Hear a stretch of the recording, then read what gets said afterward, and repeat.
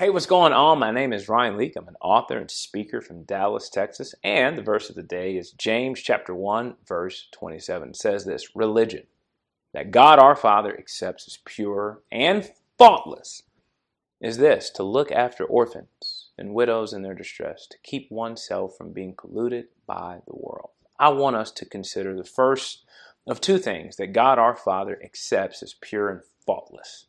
And that's looking after orphans and widows. It's one of those things I think most would agree that we should do something about it.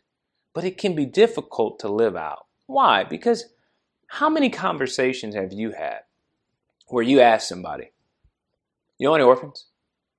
You know any widows? It's hard to meet a need that isn't directly in front of us all the time, right?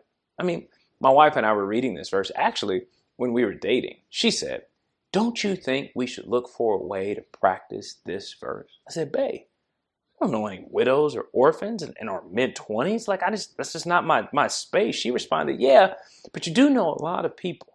I'm sure you could make some phone calls and find something or someone." I said, "Okay." So I called the administrative assistant of our senior pastor at the time, and I said, "Hey, how you doing? Look, so my girlfriend and I were reading about looking out for widows and orphans, and we just don't know where to start.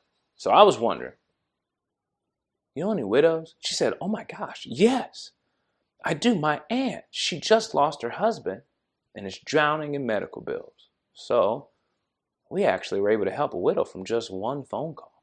I think what this verse really requires is intentionality. If you're trying to look out for widows and orphans, I highly doubt you'll fail. But if you're not actively trying to do so, I highly doubt it'll happen on accident. So I encourage you today to be intentional with looking for those who could use your help. That's what I want you to think about today.